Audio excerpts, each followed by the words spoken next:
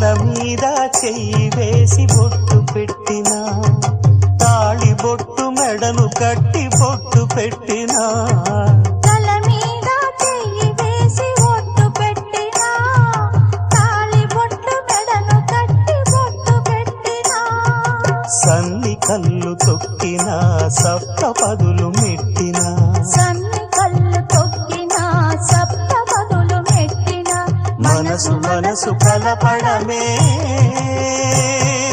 మంత్రం పరమార్థం.